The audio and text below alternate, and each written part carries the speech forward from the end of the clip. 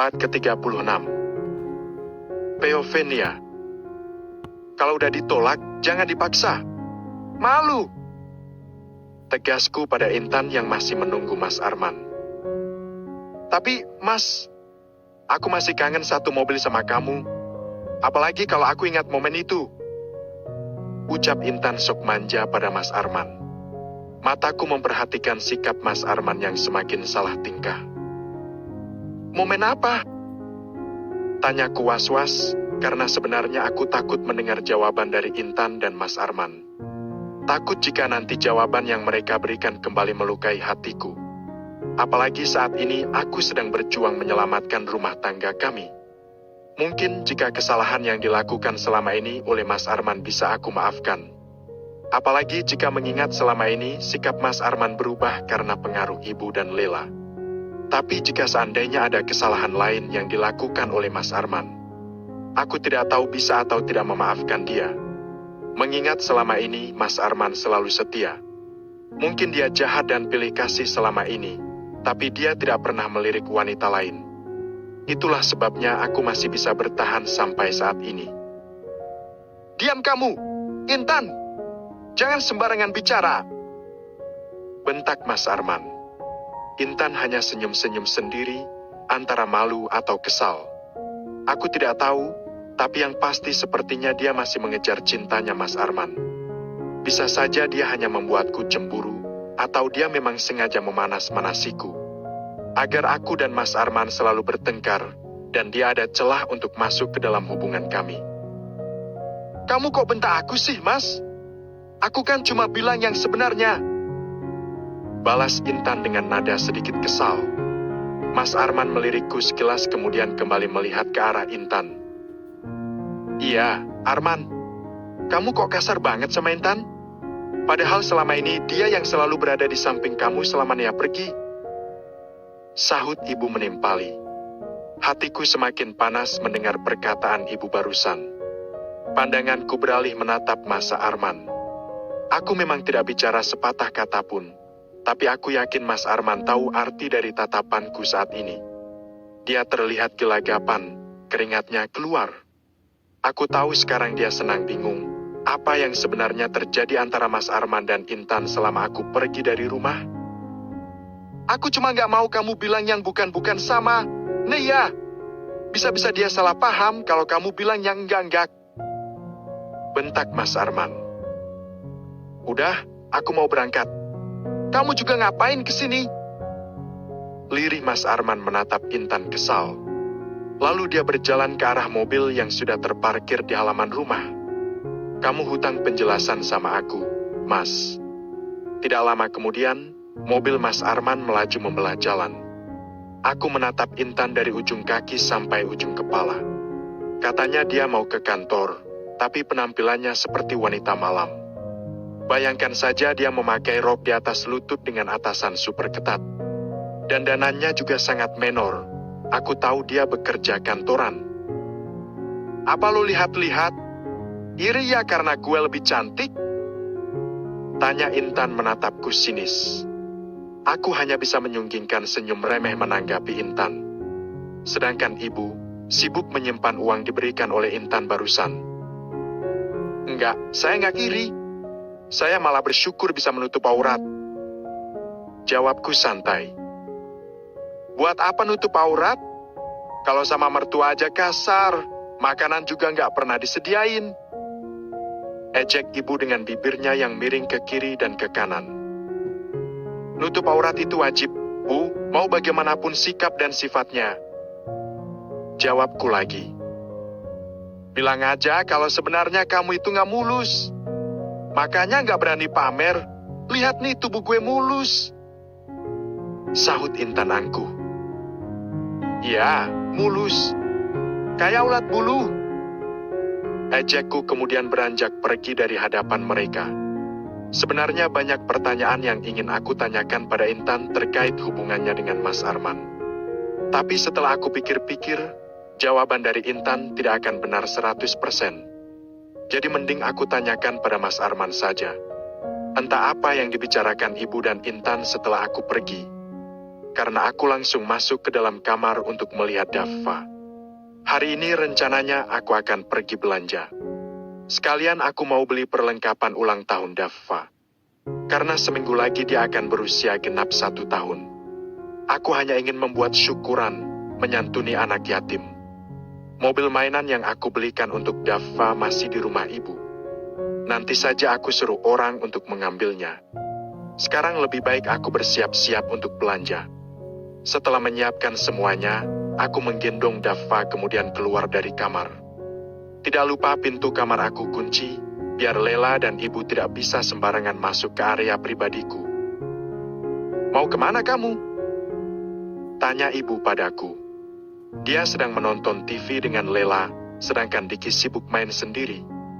Kadang aku kasihan melihat Diki yang sepertinya kurang kasih sayang. Andai saja ibunya tidak jahat padaku, mungkin aku akan sering menggendong dia juga.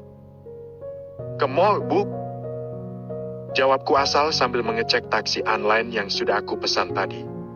Dari aplikasi, taksinya hampir sampai ke sini. Jadi lebih baik aku menunggu di luar. Ke mall? Ngapain? Kami ikut ya? Sahut Lela girang. Kamu di rumah aja. Biar ibu aja yang ikut nih ya. Kamu pasti mau belanja kan? Ucap ibu antusias. Lela memasang wajah jutek saat ibu melarangnya ikut. Tapi Lela juga pengen, Bu. Udah lama nggak nge-mall. Renyek Lela pada ibu. Daripada sampai sana nanti Diki kamu kasih ke ibu. Kamu enak jalan-jalan. Bentak ibu. Aku tidak menjawab satu kata pun. Tunggu, Nek ya. Ibu ganti baju dulu. Ucap ibu kemudian beranjak ke kamar. Siapa juga yang mau ibu ikut? Setelah ibu pergi aku langsung keluar dari rumah. Karena taksi yang aku pesan sudah datang. Aku segera naik ke dalam taksi tanpa menunggu ibu. Salah sendiri, seharusnya dia tanya boleh nggak ikut. Ini belum aku jawab udah mau ganti baju saja. Jalan, Pak. Sesuai aplikasi ya. Ucapku saat sudah di dalam taksi. Baik, Mbak. Jawab supir taksi yang aku perkirakan seumuran dengan Abi. Kasihan, sudah berumur padahal tapi masih giat bekerja. Sedangkan ibu dan Lela masih muda dan sehat tapi malas bekerja. Entah bagaimana nasib ibu setelah mengganti pakaian. Pasti dia sangat marah dan kesal. Bisa-bisa panas kupingku jika nanti pulang ke rumah. Tapi biarlah, daripada nanti di mall ibu buat ulah. Di sepanjang perjalanan aku asik bermain dengan Dava. Dia terlihat sangat senang melihat ke arah luar jendela. Dia bahkan meloncat-loncat sambil memukul-mukul jendela. Apalagi ketika kami melewati sekolah taman kanak-kanak, dia sibuk sendiri. Berceloteh seperti sedang memanggil anak kecil di sana. Aku senang sekali melihat pertumbuhannya. Apalagi sekarang dia sudah bisa berjalan walaupun 1-2 langkah. Semoga kamu jadi anak yang soleh, anak yang bertanggung jawab, dan anak yang sayang pada orang tua. Sudah sampai, Mak. Ucap Pak supir mengangetkan aku yang sedang bermain dengan Dava. Iya. Maaf Pak, kasihkan main sih. Aku segera membayar lalu turun. Tujuan utamaku sekarang ke lantai 2. Di sana dijual buah-buahan dan sayur segar. Sebenarnya aku lebih senang belanja di pasar jika bahan dapur. Tapi karena sudah sampai ke sini, jadi sekalian saja. Aku memilih beberapa buah untuk stok di dalam kulkas. Apalagi akhir-akhir ini Mas Arman seperti kurang sehat, jadi lebih baik dia makan buah. Hai, Bu Nea, mau beli buah juga? Tiba-tiba terdengar suara seseorang yang menyapaku yang sedang menunduk memilih buah apel. Iya, Pak. Saya pikir tadi siapa? Bapak mau beli buah juga? Tanyaku pada Pak Wira yang ternyata juga di sini. Ya, saya mau beli buah. Kamu sendiri? Tanya Pak Wira padaku. Iya, Pak. Berdua sama Dava nih. Jawabku lagi. Selesai memilih buah, aku berjalan menuju rak sayur. Kamu belum jawab tawaran saya kemarin. Gimana? Tanya Pak Wira. Dia juga memilih beberapa sayur. Aku mengernyitkan kening. Apa dia juga belanja bulanan? Sebenarnya saya mau, Pak. Hanya saja mungkin saya tidak memiliki waktu luang yang banyak. Karena Dava semakin aktif. Jawabku jujur. Aku memang sangat ingin bekerja sama dengan Pak Wira.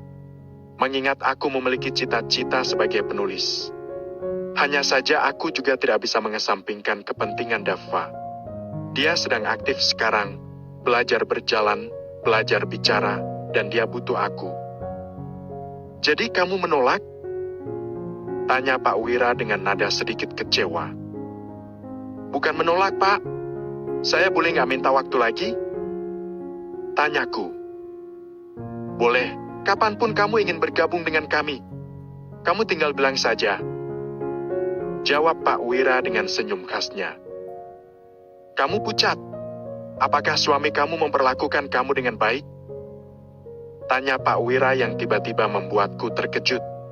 Aku menghentikan aktivitas mengambil sayur, termenung beberapa saat. Maaf, saya tidak bermaksud.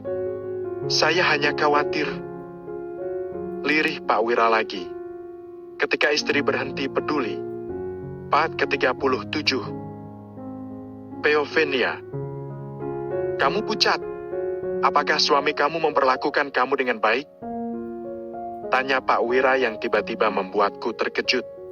Aku menghentikan aktivitas mengambil sayur, termenung beberapa saat.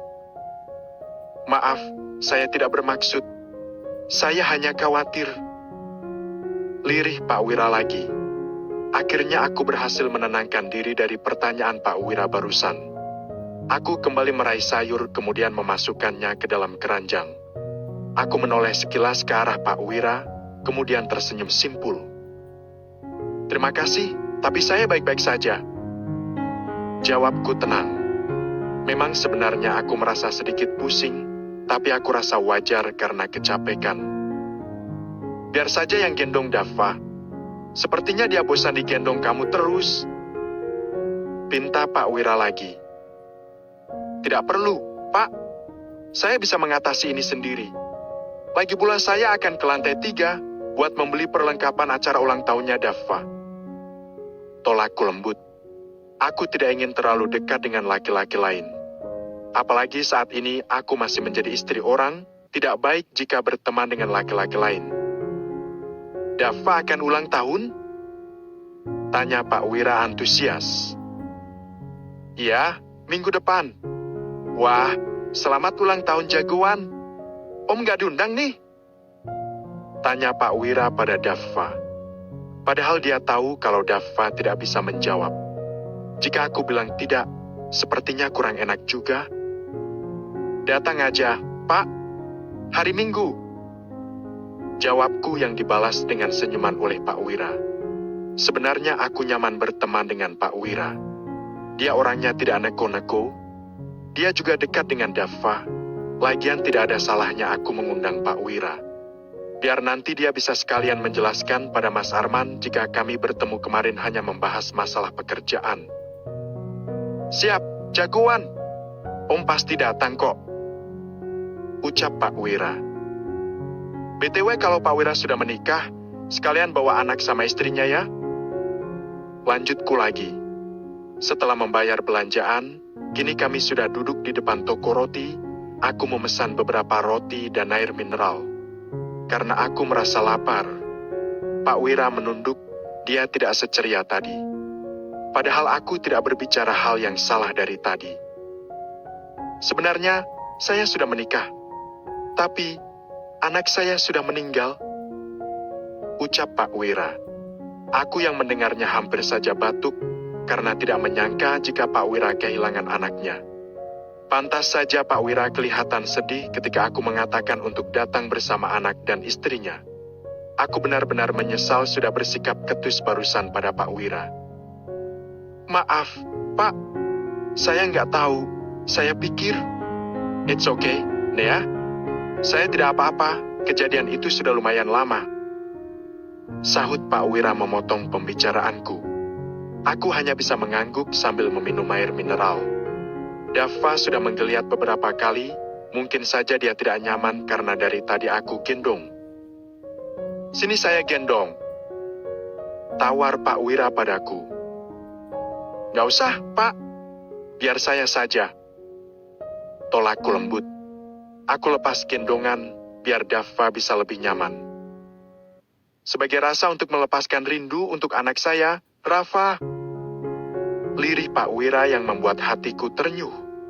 Walaupun aku tidak pernah merasakan bagaimana kehilangan seorang anak, tapi aku bisa merasakan bagaimana sesaknya kehilangan buah hati. Aku tidak bisa membayangkan jika aku kehilangan Dava. Pak Wira masih merentangkan tangannya. Dia masih berharap agar aku memberikan Dava padanya. Karena tidak tega, aku memberikan Dava padanya. Terima kasih, sini sama Om aja jagoan. Pak Wira meraih tubuh kecil Dava dan membawanya ke pelukan. Aku tersenyum melihat tingkah mereka berdua. Dava juga kulihat lebih anteng digendong oleh Pak Wira. Ya Allah, jangan dulu pisahkan aku dengan Dava anakku. Aku belum siap. Entah kenapa semenjak menikah dan mempunyai anak, aku sering sekali merasa sensitif terhadap yang namanya perpisahan. Aku benar-benar tidak bisa membayangkan jika aku meninggal, dan Dava tinggal di dunia ini sendirian. Siapa yang akan menjaganya? Siapa yang akan menyayanginya? Jika dia haus atau lapar, pada siapa dia akan mengadu? Jika dia menangis, siapa yang akan menggendongnya? Ya Allah, aku belum siap. Kok nangis? Tanya Pak Wira yang membuatku terkejut dari lamunan. Enggak. Saya cuma kelilipan. Jawabku berbohong. Tapi di sini nggak ada debu. Seloroh Pak Wira sambil tergagah. Duh, ketahuan kan kalau aku berbohong. Semua orang benci dengan perpisahan, tapi kita tidak mencegahnya. Ucap Pak Wira seakan tahu isi hatiku. Aku mengangguk setuju, perpisahan memang tidak bisa kita cegah. Kalau saya boleh tahu, kenapa anaknya meninggal? Tanyaku penasaran. Dia jatuh ke dalam bak mandi. Lirih Pak Wira lesu. Tapi kemudian dia kembali bercanda dengan Dava. Astagfirullah, maaf. Saya cuma penasaran. Ucapku. Tidak apa-apa. Lagian kejadiannya udah lama. Jawab Pak Wira sambil tersenyum. Saya nggak bisa membayangkan jika berada di posisi istri, Bapak. Ucapku lagi. Memang aku tidak bisa membayangkan jika itu terjadi padaku. Dialah penyebabnya. Lirih Pak Wira tersenyum kecut. Aku mengerutkan kening tanda tidak mengerti apa maksud Pak Wira barusan. Maksudnya? Tanyaku lagi memastikan. Karena aku takutnya salah dengar apa yang diucapkan oleh Pak Wira barusan. Sudahlah, itu semua tidak penting kita bahas. Lagian saya sudah melupakan itu. Kilah Pak Wira lagi. Kemudian dia menyerahkan Dava padaku. Aku kembali mengendong Dava, kemudian mengikat gendongan. Pak Wira bangun kemudian membayar makanan kami barusan. Terima kasih banyak, Pak. Kalau gitu saya permisi duluan. Soalnya harus belanja lagi. Pamitku seraya bangun dan mengambil barang belanjaan. Sama-sama, Nea. Saya juga senang banget bisa gendong Dava. Jawab Pak Wira. Kemudian kami berpisah karena aku harus ke lantai 3. Sedangkan Pak Wira katanya harus membeli beberapa perlengkapan untuk kerjanya. Aku memilih beberapa bahan belanjaan untuk perlengkapan ulang tahun Dava. Aku juga membelikan beberapa baju kantor untuk Mas Arman. Juga untuk Diki, bagaimanapun dia tetap menjadi keponakanku satu-satunya. Aku membelikan baju kembaran dengan Dava. Aku juga membeli baju untukku sendiri. Setelah membayar semuanya, aku pun turun dengan hati-hati. Karena banyak barang, aku takut jika jatuh. Aku kembali memesan taksi, agar saat turun aku sudah tidak perlu lagi untuk menunggu. Di dalam perjalanan pulang, aku kembali melihat beberapa barang belanjaan. Aku tersenyum bangga. Akhirnya aku bisa membeli apa yang aku mau dengan uangku sendiri. Tidak akan ada yang bisa mengatakan lagi jika aku benalu. Setidaknya sekarang aku bisa mengurangi beban ekonomi Mas Arman. Sepanjang perjalanan pulang, aku membayangkan bagaimana wajah senang Mas Arman. Karena baju kantornya sudah banyak yang pudar. Aku juga membayangkan Dava dan Diki memakai baju yang sama. Pasti mereka akan lebih mirip adik dan abang. Sudah sampai, Mbak, ucap Pak Supir. Aku segera turun dan dibantu oleh supir untuk mengambil beberapa kantong belanja. Aku masuk ke dalam pekarangan rumah dengan senyum mereka. Mobil Mas Arman ada di depan rumah, itu tandanya Mas Arman sudah pulang untuk makan siang. Untung saja aku tadi membeli beberapa potong ayam yang sudah digoreng. Setelah melepaskan sepatu, aku segera masuk ke dalam rumah yang pintunya memang tidak tertutup. Lihat nih, wajah Lela masih lebam. Kamu keterlaluan sekali. Terdengar suara ibu yang sedang memarahi Mas Arman.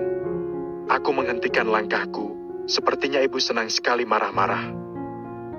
Maaf, Bu, kalau tidak begitu, Naya tidak akan percaya jika aku sudah berubah.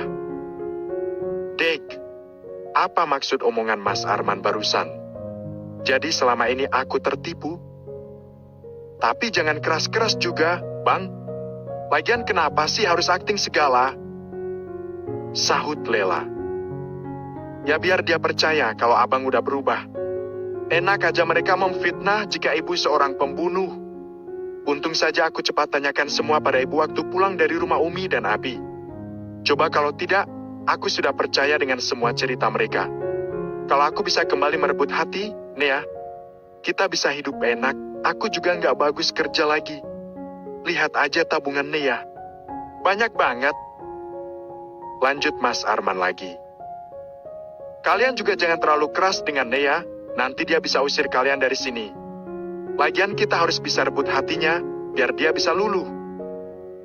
Mas Arman kembali berbicara. Ya Allah, jantungku rasanya berdetak lebih kencang dari biasanya. Nafasku memburu menahan amarah. Jadi selama ini kamu hanya akting, Mas. Kamu menganggap aku dan keluargaku sebagai pembohong. Aku meremas kuat kantong belanja yang dari tadi aku pegang. Awas saja kalian semua. Aku tidak akan memaafkan kalian. Terutama kamu, Mas. Aku akan buat kalian kehilangan semuanya. Agar kalian tahu bagaimana rasanya disakiti. Mari kita berakting sama-sama. Ketika istri berhenti peduli. Part ke-38. Peovenia. Kalian juga jangan terlalu keras dengan Nea, nanti dia bisa usir kalian dari sini. Lagian kita harus bisa rebut hatinya, biar dia bisa luluh. Mas Arman kembali berbicara. Ya Allah, jantungku rasanya berdetak lebih kencang dari biasanya. Nafasku memburu menahan amarah. Jadi selama ini kamu hanya akting, Mas. Kamu menganggap aku dan keluargaku sebagai pembohong. Aku meremas kuat kantong belanja yang dari tadi aku pegang. Awas saja kalian semua. Aku tidak akan memaafkan kalian. Terutama kamu, Mas. Aku akan buat kalian kehilangan semuanya. Agar kalian tahu bagaimana rasanya disakiti. Mari kita berakting sama-sama. Setelah menenangkan hati yang terasa panas, aku kembali memutar badan. Sepatu yang tadinya sudah aku lepas, aku pakai kembali. Untungnya Dava tertidur pulas, jika tidak bisa ketahuan mereka jika aku menguping. Setelah memakai sepatu, aku kembali menetralkan rasa amarah yang dari tadi membuncah. Kuhapus air mata yang mengalir di pipi, aku sakit, Mas. Aku kecewa, sempurna sudah. Selama ini aku memang hidup di keluarga yang sangat sempurna dan pintar bersandiwara. Andai dari kemarin aku tahu kamu masih belum berubah, tidak sudi rasanya kembali ke rumah ini lagi. Padahal Umi dan Abi sangat menyayangi Mas Arman. Tapi inilah balasannya, aku harus lebih berhati-hati lagi dengan mereka. Terutama ibu, mereka bertiga sedangkan aku sendiri.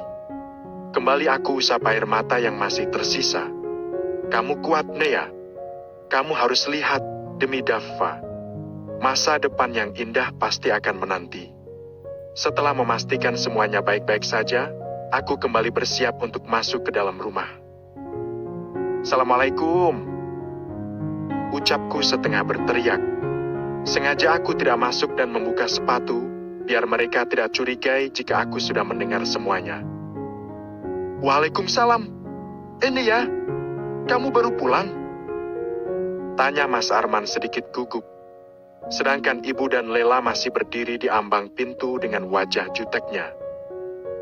Iya, Mas. Aku baru siap belanja. Jawabku seraya melepaskan kembali sepatu yang barusan aku pakai. Ingin rasanya aku layangkan kantong belanja ke wajah mereka. Tapi aku harus sabar, karena percuma jika aku melawan. Aku tidak akan menang. Sini, aku bantu. Tawar Mas Arman yang kemudian mengambil alih semua barang belanja. Aku hanya tersenyum simpul membalas senyumnya yang palsu. Makasih, Mas. Ucapku berjalan di belakangnya. Ibu dan Lela menggeser tubuhnya ke samping, membiarkan aku masuk ke dalam. Kamu belanja apa? Kok banyak banget? Tanya Mas Arman padaku saat kami sudah masuk ke dalam rumah. Mas Arman menaruh semua barang belanjaan di atas lantai. Sedangkan aku masuk ke kamar untuk menidurkan Daffa. Setelah memastikan Daffa kembali tertidur, aku kembali lagi ke ruang tamu. Kulihat Mas Arman sedang berbicara bisik-bisik dengan Ibu dan Lela. Mereka tidak melihatku datang. Kok bisik-bisik? Ngomongin aku ya? Tanyaku tiba-tiba yang membuat mereka semua terkejut. Terutama Mas Arman. Wajahnya sangat tegang melihatku datang dan bertanya seperti itu. Enggak kok, Nei. Karena Daffa lagi tidur makanya aku bilang ke Ibu dan Lela biar nggak berisik. Soalnya kan kamu tahu sendiri Daffa nggak bisa tidur kalau ribut. Ucap Mas Arman memberi alasan. Aku hanya mengangguk kemudian mengambil semua barang belanjaan. Aku duduk lesehan di lantai, biar lebih enak dan santai. Kamu beli apa aja? Nih, kok banyak banget? Tanya Mas Arman yang memilih duduk di atas sofa. Ya beli apa lagi kalau bukan ngehabisin duit suami? Sahut Ibu yang membuatku tersenyum kecut. Uang suami? Emang Mas Arman punya uang? Tanyaku emosi. Nah kan, aku kecoplosan, padahal aku ingin mereka tahu jika Mas Arman sudah berubah. Kamu kok ngomong gitu sih, Nei? Protes Mas Arman karena aku mengatakan dia tidak punya uang. Iya kan kenyataannya gitu, Mas. Aku nggak mau ibu kamu selalu nganggap aku itu sebagai benalu yang bisanya meminta uang sama kamu. Balasku seraya membereskan barang belanja. Aku mengeluarkan semua barang aku beli, kecuali bahan dapur. Sama aja. Uang kamu itu ya uangnya Arman. Karena kalau udah nikah itu, apa yang dimiliki istri adalah milik suami. Cerocos Ibu. Bener. Sahut Lela. Siapa bilang, Bu? Tanyaku melihat ke arah Ibu dan Lela bersamaan. Udah. Jangan bertengkar. Aku capek. Tegas Mas Arman lagi. Nih, Mas, aku beliin kamu kemeja kantor, sama beberapa dasi yang warnanya senada. Ucapku sambil menyodorkan satu kantong plastik barangnya Mas Arman. Wah, makasih, sayang. Ucap Mas Arman senang. Dia menerimanya dengan senyum yang mengembang. Sedangkan Ibu dan Lela melihat kantong belanja yang di tangan Mas Arman. Nih. Aku kembali menyodorkan satu kantong plastik belanja barang di gigi Lela. Dia menyambar pemberianku dengan kasar. Dasar. Apaan nih? Tanya Lela sambil membuka kantong belanja. Baju buat Diki. Jawabku singkat. Buat kita kok nggak ada?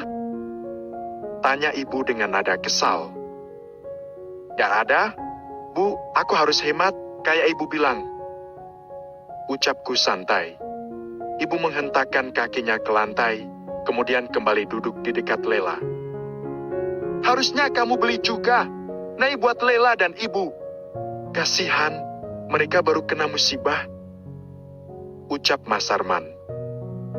Rumah mereka disita, Mas. Bukan kebakaran, jadi baju-baju mereka masih banyak. Jawabku santai. Terdengar helaan nafas panjang dari Mas Arman. Mungkin dia kehabisan kata. Gak usah, Man. Ibu juga gak sudi pakai barang yang dia beli. Najis. Cuy. Maki ibu geram.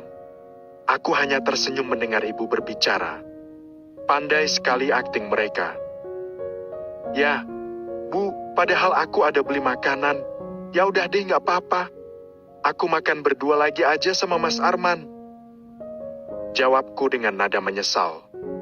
Kulihat mata ibu mendelik menatap ke arah kantong plastik yang aku tenteng. Isinya ayam goreng tepung yang aku beli tadi. Sengaja aja memperlihatkan ke ibu dan Lela.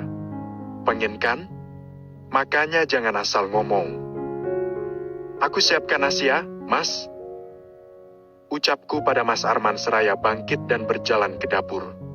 Aku mengambil 2 piring dan 1 gelas air pemberian Abi. Aku tahu mungkin ini tidak berfungsi, tapi aku hanya ingin menghabiskan air ini. Mubazir jika aku buang. Yuk, Mas, kita makan. Ajakku pada Mas Arman yang masih duduk di sofa. Aku membuka kotak yang membungkus ayam dan nasi. Kemudian menaruhnya ke dalam piringku dan Mas Arman. Kulihat ibu dan Lela beberapa kali menelan air ludah. Aku tahu mereka lapar. Astagfirullah, maafkan aku ya Allah. Kalian makan? Tanya Mas Arman pada ibu dan Lela. Enggak, Mas. Ibu enggak sudi makan atau memakai barang pemberianku. Dia najis. Iya kan, Bu? Sanggahku mengulang kembali perkataan ibu tadi. Aku melihat ke arah ibu yang menatapku dengan sorotan mata tajam. Aku hanya tertawa di dalam hati. Aku nggak najis kok, ucap Lela. Kemudian dia mengambil 1 kotak nasi yang masih tersisa, membukanya dan langsung memakannya di depan ibu. Dia juga menyuapi Diki. Aku tersenyum melihat itu, akhirnya Diki bisa makan enak. Ibu terlihat menyenggol lengan Lela, namun Lela seakan acuh dan tidak peduli pada ibu yang melihatnya dengan tatapan tidak suka. Tidak lama kemudian, ibu bangkit dari duduknya kembali masuk ke dalam kamar. Aku tidak mau peduli atau ambil pusing, biarlah. Aku menatap Lela dan Mas Arman bergantian. Mereka memakan nasi itu dengan lahap. Hatiku masih terasa sakit saat mengingat pembicaraan mereka tadi. Mas Arman, kamu tega sekali mengkhianati aku dan juga Abi sama Umi. Padahal kami bertaruh nyawa menyelamatkannya kamu dari belenggu ibu tiri yang jahat. Aku penasaran, Mas. Apa yang membuat kamu ragu hingga tidak percaya dengan semua cerita Umi dan Abi katakan? Apa yang membuat kamu lebih percaya dengan ibu dan Lela daripada aku istrimu? Mulai besok, aku akan meminta hak atas rumah ini. Aku akan meminta Mas Arman menandatangani surat pemindahan kepemilikan rumah ini menjadi namaku. Sebelum mereka sadar jika aku sudah tahu akal bulus mereka. Sebelum mereka menjalani rencananya yang akan menguasai tabunganku. Akan lebih dulu aku rebut harta kamu, Mas. Dava berhak menerimanya.